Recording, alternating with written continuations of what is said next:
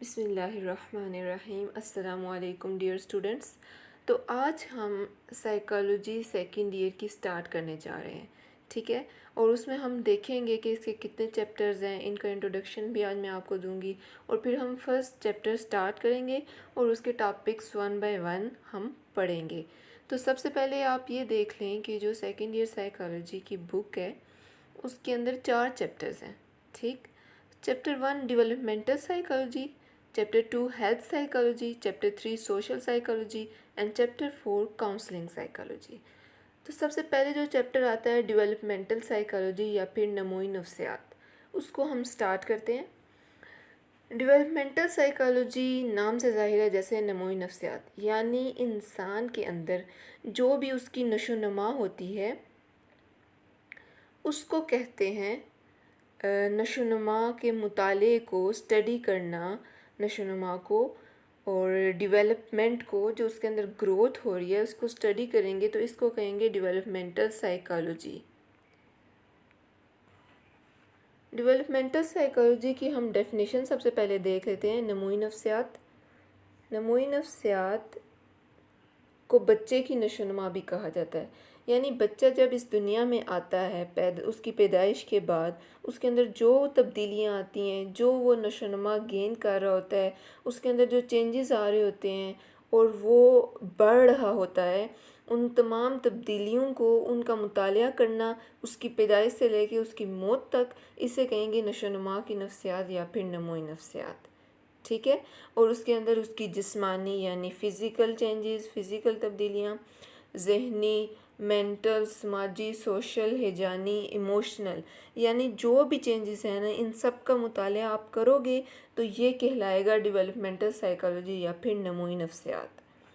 اور یہاں پر ہرلاپ نے دی ہے ڈیفینیشن نموئی نفسیات کی کہ یہ وہ برانچ ہے سائیکالوجی کی جو کہ انسان کے اندر اس کی ڈیولپمنٹ کی، اس کی میچوریشن کی، اس کی ایج کے اندر ڈفرینٹ جتنے بھی چینجز آتے ہیں، چاہے وہ سوشل ہو، چاہے وہ فزیکل ہو، چاہے وہ پرسیپچول ہو، ان سب کی اسٹڈی کرتی ہے، ٹھیک ہے؟ تو سب سے پہلے آپ نے ڈیولپمنٹل سائیکالوجی یا پھر نموئی نفسیات کی ڈیفینیشن سمجھنی ہے اور پریپیئر کرنی ہے، اور انشاءاللہ چیپٹر کے اینڈ پہ اور ساتھ ساتھ بھی بتاتے جائیں گے کہ پیپر کے لیے کون سے کویسچنز امپورٹنٹ ہیں، شارٹ اور لانگ دونوں، ٹھیک ہے؟ تو سب سے پہلے ہم نے یہ ایک کویسچن کیا ہے کہ ڈیولپمنٹل سائیکالوجی ہوتی کیا ہے۔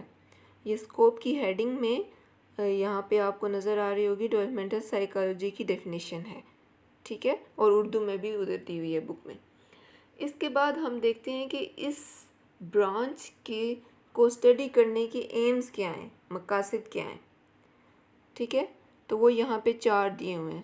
سب سے پہلے یہ کہ ہم دیکھیں کہ کون کون سی چینجز اور تبدیلیاں آتی ہیں ایک انڈیویجول میں، ظاہری طور پہ یا پھر مینٹلی، ٹھیک ہے؟ اور اس کے بعد یہ جو تبدیلیاں ہیں یہ کیسے آ رہی ہوتی ہیں، ان کے کازز کیا ہوتے ہیں، اور پھر کیسے وہ چینجز افیکٹ کر رہی ہیں ایک انڈیویجول کو، اس پہ اثر انداز ہو رہی ہیں، ٹھیک؟ اور یہ جو چینجز آ رہی ہیں یہ انفرادی ہیں یا عالمگیر، یعنی اس کا مطلب ہے کہ یہ جنرل ایک جیسی ہوتی ہیں تمام ورلڈ میں، تمام لوگوں میں، یا پھر ان میں چینج ہوتا ہے ہیومن ٹو ہیومن، ٹھیک ہے؟ چینجز بھی ہو سکتے ہیں۔ تو یہ 4 ایمز ہیں، مقاصد ہے، یہ ایک اور کویسچن آپ کا پوچھا جا سکتا ہے، تو یہ بھی آپ کو پتہ ہونا چاہیے۔ اس کے بعد آج ہم اس میں ساتھ ہی دیکھتے ہیں گروتھ یا پھر بالیدگی کی ڈیفینیشن، ٹھیک ہے؟ اس کے اندر اس چیپٹر میں ہم 3 بیسک کنسیپٹس پڑھیں گے۔ ایک بالیدگی ہے، گروتھ، دوسرا ہے میچوریشن، پختگی، اور تیسرا ہے ڈیولپمنٹ، نمو یا پھر نشو و نما، اور تینوں میں ڈفرینسز بھی ہیں اور بتایا جائے گا کہ ان تینوں کا ڈفرینس جو ہے نا لانگ کویسچن میں آتا ہے۔ فی الحال ہم ایک شارٹ کویسچن کے طور پہ پڑھتے ہیں کہ جو گروتھ ہے یا پھر بالیدگی، اس سے کیا مراد ہے، بالیدگی کیا ہوتی ہے؟ بالیدگی آپ کے اندر جو کوانٹیفائیبل چینجز آتے ہیں نا ان کو کہا جاتا ہے۔ کوانٹیفائیبل چینجز سے کیا مراد ہے؟ یعنی ایک بچہ ہے، اس کی پیدائش کے بعد اس کی ہائٹ میں اضافہ ہو رہا ہے، ٹھیک ہے؟ اس کے قد میں فرق آ رہا ہے، اور پھر کیا ہو رہا ہے، یہ چیز کیا ہے، کوانٹیفائیبل ہے، میئریبل ہے، ماپی جا سکتی ہے، اس کا اندازہ لگایا جا سکتا ہے، ٹھیک ہے، اور ٹھیک طرح سے اسکیل کے اوپر. فار ایگزامپل کہہ رہے ہیں کہ پیدائش کے وقت بچے کا عموماً قد جو ہے نا 43 to 53 سینٹی میٹر ہوتا ہے، اور اس کے بعد کیا ہے، آگے بڑھتا رہتا ہے بڑھتا رہتا ہے.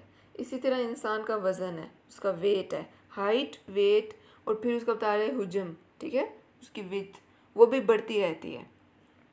تو یہ چیزیں جو اس طرح کی ہیں، جو ظاہری آنکھ سے آپ کو نظر آئیں اور جو میئریبل ہیں، یہ والی چینجز جو نظر آ رہی ہیں اور میئریبل ہیں، ان کو کہیں گے گروتھ یا پھر بالیدگی. ٹھیک، اور یہ اس کی ڈیفینیشن بھی آپ پریپیئر کریں گے بالیدگی کی، گروتھ کی، انگلش میں بھی دی ہوئی ہے، اردو میں بھی دی ہوئی ہے. اور اس کے بعد آگے ہم نیکسٹ پڑھیں گے کہ ڈیولپمنٹ کیا ہوتی ہے، نمو کیا ہوتی ہے. اور تو ان میں ڈفرینس آئے گا، ٹھیک ہے، ڈیولپمنٹ یا پھر نمو، اس میں اور بالیدگی میں کیا فرق ہے، یعنی گروتھ اور ڈیولپمنٹ میں کیا ڈفرینس ہے. گروتھ کوانٹیٹیو اور ڈیولپمنٹ کوالٹیٹیو، یعنی اس میں آپ کو کوالٹی کا بھی پتہ چلتا ہے، ٹھیک ہے، اس میں آپ کو کیفیت کا بھی پتہ چلتا ہے. اس کے اندر جو تبدیلیوں کا مطالعہ کیا جاتا ہے نا، وہ آپ کی کیفیت میں چینجز آ رہی ہوتی ہیں، ان کا مطالعہ کیا جاتا ہے. فار ایگزامپل جو انسان کی گروتھ ہوتی ہے، اس کے برین کی گروتھ ہو رہی ہے، تو کیا ہوگا، وہ ڈیولپ ہو رہا ہے، اس کا برین بھی ڈیولپ ہو رہا ہے، اس کے اندر عقل بھی زیادہ ہوتی جا رہی ہے، ٹھیک ہے. تو یہ ایک کوالٹیٹیو چیز ہے عقل، نہ کہ کوانٹیٹیو، ٹھیک ہے. تو اس طرح کی جو چینجز آ رہی ہوں گی نا، وہ ہوں گی آپ کی ڈیولپمنٹ میں آئیں گی، ٹھیک. اور پھر نیکسٹ ہے میچوریشن. میں ابھی شارٹلی میچوریشن بھی بتا دیتی ہوں کہ پختگی کیا ہے. انشاءاللہ نیکسٹ لیکچر میں ہم ان تینوں کنسیپٹس کا ڈفرینس پڑھیں گے، اور وہ آئی تھنک ابھی بھی آپ کو سمجھ آ رہا ہوگا. میچوریشن یا پھر پختگی یہ ہوتا ہے کہ آپ کے اندر جو صلاحیت ہے نا، آپ جتنے کیپیبل ہو، اس کام کو آپ اچھی طرح کر لو اپنی ایج کے ساتھ ساتھ، ٹھیک ہے.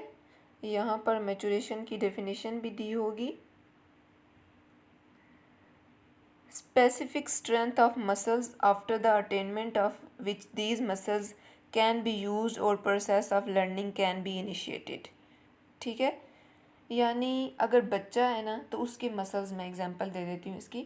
فار ایگزامپل ایک بچہ ہے، تو اس میں میچوریشن کب ہوگی، جب اس کے مسلز اس قابل ہو جائیں گے کہ وہ مسلز کی مدد سے چلنا سٹارٹ کر دے، فار ایگزامپل، ٹھیک ہے، یا پھر بائسیکل چلانا سٹارٹ کر دے، وہ چیزوں کے اوپر اس کی گرپ مضبوط ہو جائے، کوئی چیز پکڑنے کی صلاحیت اس کے اندر آ جائے نا، تو یہ ہوگی اس کی میچوریشن، یہ اس میں پختگی آ رہی ہے، ٹھیک ہے. اس کے جسم کے اندر پختگی آ رہی ہے، تو وہ ایسے کام کر رہا ہے.